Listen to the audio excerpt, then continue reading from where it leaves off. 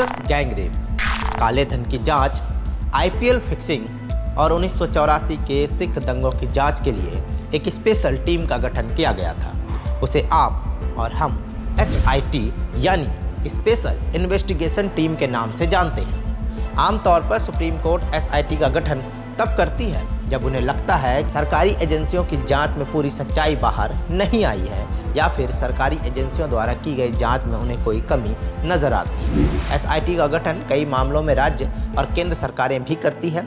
ऐसे में आपके लिए जानना काफ़ी ज़रूरी है कि आखिर SIT क्या है और ये कैसे काम करती है। SIT यानी स्पेशल इन्वेस्टिगेशन टीम, इसे देश की सर्वोच्च न्यायालय सुप्रीम कोर्ट द्वारा गठित किया जाता है।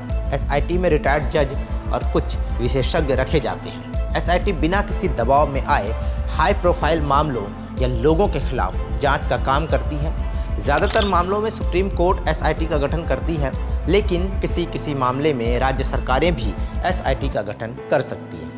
सुप्रीम कोर्ट या राज्य सरकार SIT में एक रिटायर्ड जज को नियुक्त करती है जो खुद एक स्पेशल टीम को लीड करते हैं। इस टीम के पास तमाम अधिकार होते हैं, कोई भी इनकी जांच में किसी तरह से कोई हस्तक्षेप नहीं कर सकता। SIT की स्पेशल टीम अपनी जांच के मामलों में एजेंसियों और प्रशासन के साथ बात करके एक दूसरे की मदद कर सकते हैं। SIT के पास जांच को पूरा करने के लिए एक समय सीमा होती है, जिसके बाद वो अपनी रिपोर्ट कोर्ट में पेश करती है। लेकिन अगर SIT का गठन राज्य सरकार करती है तो वो अपनी रिपोर्ट सरकार को सौंपती है। इस रिपोर्ट को देखने के बाद कोर्ट या सरकार SIT की रिपोर्ट को नामंजूर कर सकती है।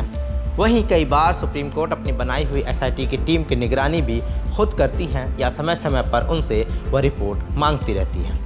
SIT जब अपनी रिपोर्ट कोर्ट या सरकार को पेश करती है तब कोर्ट उनके रिकमेंडेशन पर उस व्यक्ति या संस्थानों पर कानूनी कार्रवाई शुरू करती है। उदाहरण के लिए जब IPL 6 में फिक्सिंग का मामला सामने आया था तब पंजाब एवं हरियाणा हाई कोर्ट के retired chief justice Mukul Mudgal को सुप्रीम कोर्ट ने उनकी अगुवाई में SIT का गठन किया था।